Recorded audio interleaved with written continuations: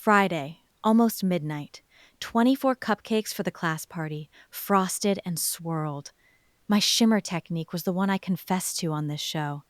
Shake the jar and pray. I shook. I prayed. The sparkle sank into the buttercream and vanished. 24 matte cupcakes.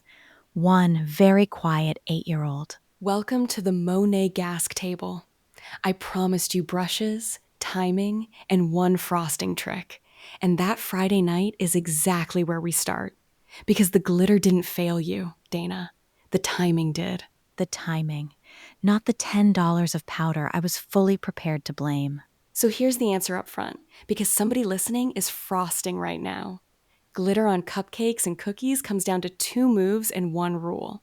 Move 1, dust it dry.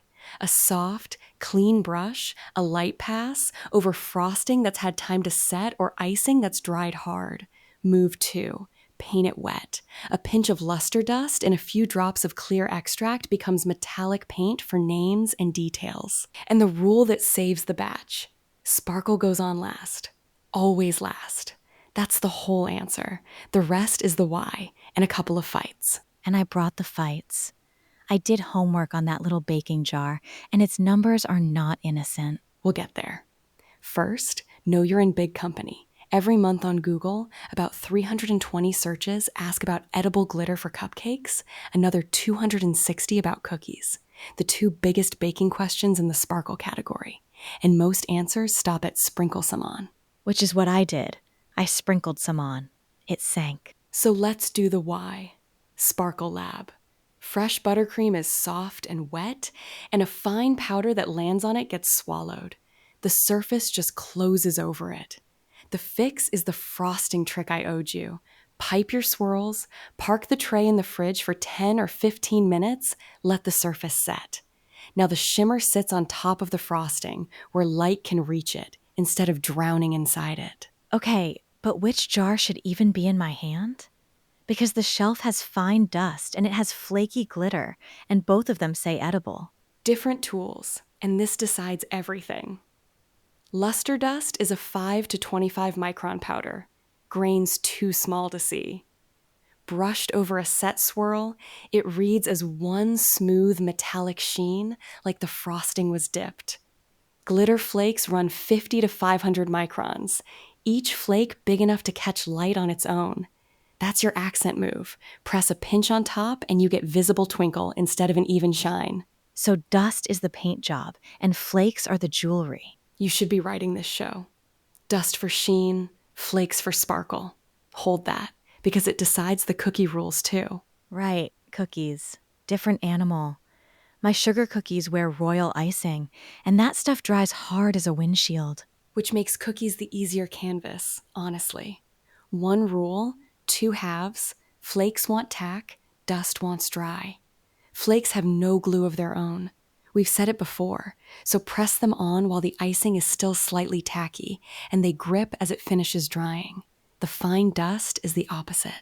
Wait until the icing is truly dry, then brush. Powder that fine clings as the brush works it in, and the sheen comes out even. Brush it over soft icing, and it drags and streaks. Flakes want tack, dust wants dry. Fine, that I can keep. Now the painting thing. Because mixing powder into liquid to write on a cookie sounds like a craft project I will personally destroy. It's more forgiving than it sounds, and there's a reason it works.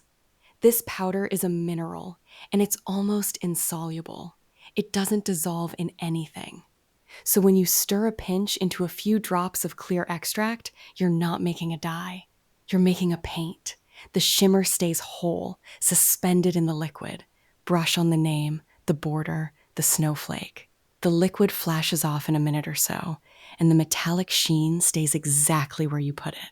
And the cookie doesn't end up tasting like shimmer? There's nothing there to taste. It's an odorless, flavorless powder. Heat stable too, so a warm kitchen won't bother it.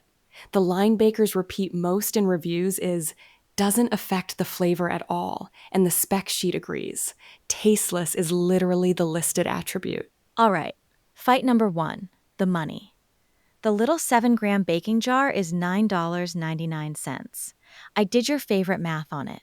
That's $1.43 a gram. The big 15-gram jar is $14.99, which works out to $1 a gram. The cupcake people are paying more per gram than the cocktail people. Explain that. I can't argue with the division. That's the round you win. Per gram, the small jar costs more. Full stop. Thank you. Once more, slowly, for the people in the back. The small jar costs more per gram. Now the honest case for it anyway. A cupcake batch takes a dusting. A little goes a long way is the most repeated line in this category's reviews. If you bake for 2 birthdays and a bake sale a year, 7 grams size to the job means you actually finish the jar. Paying less per gram for powder that just sits in a drawer isn't savings, it's clutter with good math. The scorecard will remember the number anyway. Fight number 2, the audience. My daughter's class is 6-year-olds. They lick the frosting off and hand the rest back to their mothers. You're telling me those kids notice a metallic sheen? The kids? Probably not. But be honest about who the finish is for. You didn't frost 24 cupcakes at midnight for the 6-year-olds' palates. It's for the second the box opens. The teacher, the other parents, the phones coming out, your daughter watching a room react to her cupcakes. 10 seconds of dusting is about the cheapest ticket that moment sells. That's irritatingly accurate, and I'm moving on. Who should skip this entirely? Because somebody always should. 3 people. If your bake is display only. Ornament cookies, the gingerbread house that lives on the mantle, nobody eats it, so skip edible pricing altogether. Craft glitter is cheaper and made for decoration.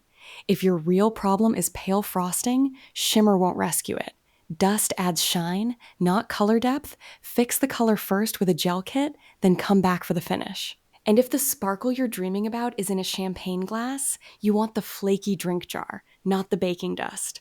That's a different episode, and we've made it. Scorecard. I walked in blaming the jar for Friday night. Where I landed? 1. It was never the glitter. It was the order of operations. Sparkle goes on last, onto a surface that's set or dry. 2. Dust and flakes are different tools. Dust paints the sheen, flakes wear the twinkle, flakes want tack, dust wants dry. 3. The wet paint trick is real, and I'm testing it on one cookie before I trust it with 24-4. The little jar still loses the per gram math. That round stays 1. Right sizing is a fair defense, but it's a defense. And the caveat, display bakes get craft, glitter, and keep the change. That's the whole craft. And plenty of bakers ran it before us. After over 400,000 orders across the US, Canada, and the UK, the listing sits at 4.6 stars across 6,669 ratings. If you want the jar sized for exactly this job, the Monégasque ASQUE7 gram luster dust baking line is on Amazon. $9.99 a jar, 13 colors made for frosting work. Next time, a label line I've never once questioned. Is edible glitter sugar-free? It sparkles like sugar, and I have genuinely never checked. Then we'll read the ingredient list out loud and find out. Quick note before we go. This show is produced by the team at Monégasque with AI-crafted hosts, and every number you heard was checked by humans against the documents. See you at the table.